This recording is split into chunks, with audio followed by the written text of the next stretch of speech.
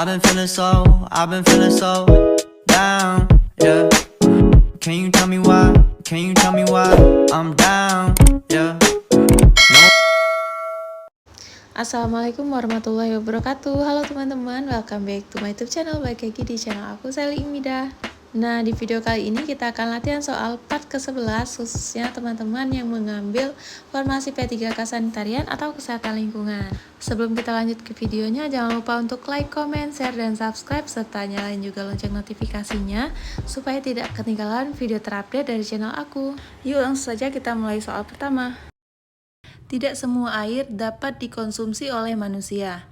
Syarat agar air minum dapat dimanfaatkan oleh masyarakat adalah harus memenuhi syarat fisik, yaitu A. Diberikan segel pada kemasannya, B. Jernih, tidak berbau dan tidak berasa, C. Berasal dari mata air terjaga, D.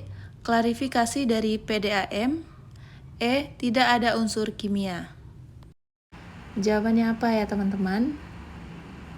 Ya, jawaban yang benar adalah poin B, jernih, tidak berbau, dan tidak berasa. Jadi teman-teman sanitarian pasti sudah tahu bahwasannya syarat fisik air minum itu meliputi air tersebut jernih atau tidak berwarna, kemudian tidak berbau, dan tidak berasa. Kita lanjut ke pembahasannya.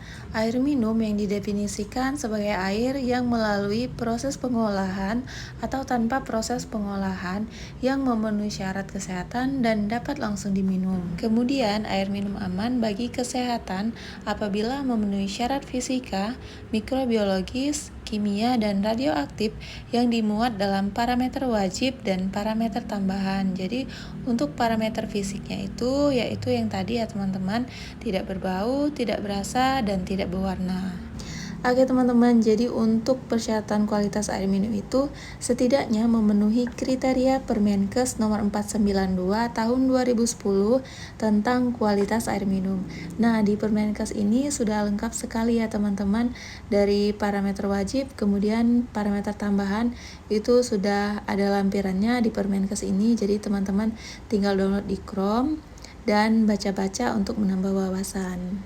Baik, sudah jelas ya teman-teman, kita lanjut ke soal berikutnya. Bahan makanan yang ditumbuhi jamur dapat menyebabkan keracunan. Beberapa jenis jamur bisa menghasilkan toksin, misalnya aflatoksin. Aflatoksin dihasilkan oleh A. Rhizopus oligosporus, B. Mucor, C. Monilia cytophila, D. Trichoderma, E. Aspergillus flavus. Jawabannya apa ya teman-teman? Ya, jawaban yang benar adalah poin E, Aspergillus flavus.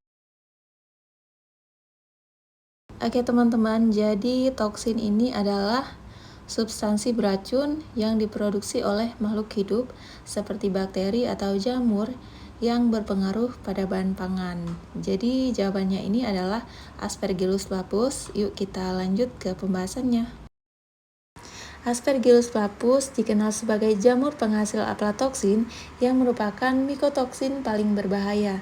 Bahkan nama aflatoksin diambil dari huruf A yang berasal dari kata aspergillus dan fla dari kata flavus. Aspergillus flavus adalah jamur patogen yang sering ditemui pada bahan-bahan pakan seperti pada komoditas kacang-kacangan, biji-bijian, dan buah, juga sangat rentan terkena kontaminasi jamur ini ya teman-teman. Oke teman-teman, jadi itulah jamur yang menghasilkan aflatoksin adalah Aspergillus flavus. Jelas ya, kita lanjut ke soal berikutnya. Seperti pewarna buatan, pemanis buatan juga mengandung aneka bahan berbahaya yang bisa mempengaruhi kesehatan. Yang bukan pemanis buatan adalah A. Aspartame, B. Methyl yellow, C. Sucralose, D. Sakarin, E. Asesulfame potasium. Baik, jawaban yang paling benar adalah poin B, methyl yellow, karena methyl yellow adalah pewarna makanan. Yuk kita lanjut ke pembahasannya. Methanol yellow adalah zat warna berbentuk serbuk, berwarna kuning kecoklatan. Nah, zat pewarna ini digunakan di industri tekstil seperti kertas, sabun, kosmetik, dan lilin, terutama untuk tujuan memberikan warna kuning cerah pada produknya. Jadi, zat methanol yellow ini biasa digunakan di pabrik-pabrik. Untuk ciri-ciri makanan mengandung methanol yellow yaitu warnanya kuning mencolok, kecenderungan warna yang tidak merata seperti pada bahan pangan tahu, manisan mangga, agar-agar atau jajanan anak sekolah, dan bila dikonsumsi rasanya sedikit lebih pahit. Pada penelitian, paparan methanol yellow terhadap tikus putih yang diberikan melalui pakannya selama 30 hari diperoleh hasil bahwa terdapat perubahan histopatologi dan ultrastruktural pada lambung, usus, hati, dan ginjal pada tikus putih tersebut. Nah, jadi hal tersebut menunjukkan efek toksik methanol yellow terhadap tikus. Nah, jadi hal inilah yang menyebabkan bahan ini dilarang digunakan pada makanan karena sangat membahayakan tubuh kita. Oke teman-teman, jadi sudah jelas bahwasannya methanol yellow ini adalah zat pewarna yang sangat berbahaya apabila digunakan pada makanan. Oke, lanjut kita ke soal berikutnya. Penyakit dapat tersebar melalui perantaraan binatang. Vektor yang dapat menyebabkan penyakit pada manusia kecuali A. Aedes aegypti, vektor virus dengue penyebab DBD. B. Ipomoea aquatica, tumbuhan kangkung. C. Kuleg sp, vektor parasit penyebab filariasis.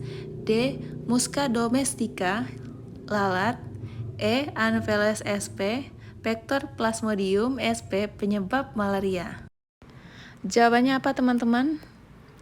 Oke, jawaban yang benar adalah poin B, Ipomoea aquatica atau tumbuhan kangkung. Ya, jadi Ipomoea aquatica ini adalah tumbuhan kangkung di mana bukan merupakan vektor yang dapat menyebabkan penyakit pada manusia ya teman-teman. Yuk lanjut kita ke pembahasannya. Vektor merupakan arthropoda yang dapat menularkan, memindahkan, atau menjadi sumber penularan penyakit pada manusia.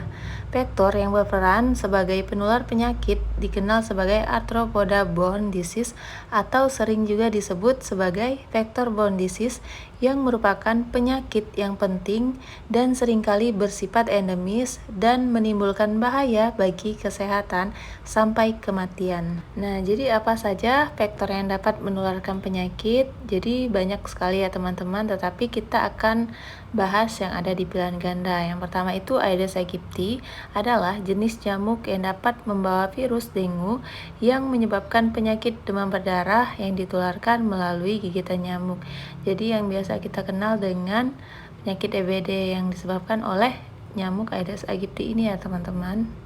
Selanjutnya nyamuk kuleg. Nyamuk kuleg ini adalah nyamuk yang dapat menularkan penyakit kaki gajah atau filariasis. Jadi yang sering kita dengar itu penyakit kaki gajah ya teman-teman.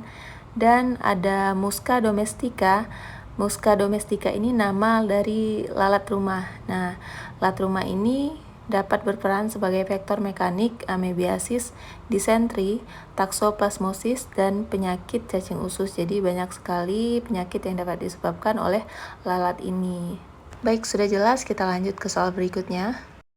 Oke teman-teman, kita masuk ke soal terakhir. Bahan makanan dan makanan yang berasal dari ikan sangat rentan terhadap pencemaran. Pencemaran terhadap ikan laut dapat terjadi saat ikan masih berada di perairan, waktu ditangkap, maupun waktu diolah. Jenis bakteri apa yang sering mengkontaminasi pada makanan tersebut? A.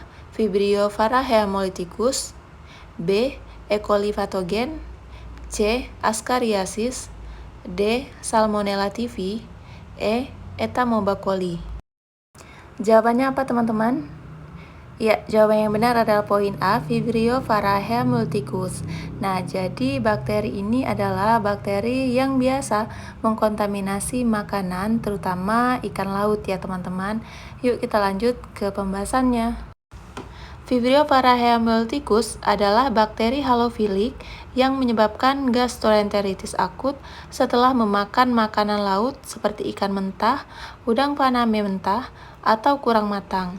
Udang faname merupakan salah satu agen transmisi bakteri V. Parahemolyticus menuju inang manusia. Kemudian, jenis bakteri yang dapat menginfeksi dan menyebarkan penyakit pada ikan laut diperoleh dua jenis bakteri, yaitu bakteri Vibrio parahemolyticus dan Vibrio vulnificus. Ya, sudah jelas ya teman-teman bahwasannya bakteri yang sering mengontaminasi makanan laut itu adalah Vibrio parahemolyticus. Oke teman-teman, jadi sekian dulu latihan soal dan pembahasan kita kali ini. Semoga video ini bisa bermanfaat buat kalian semua. Dan terima kasih banyak buat teman-teman yang sudah mengikuti channel ini. Dan yang belum, silakan untuk like, comment, share ke semua sosial media yang kalian punya. Dan jangan lupa untuk di subscribe serta nyalain juga lonceng notifikasinya supaya tidak ketinggalan video terupdate dari channel aku. Selamat belajar, fighting! Thanks for watching, see you on my next video. Wassalamualaikum warahmatullahi wabarakatuh. Bye-bye.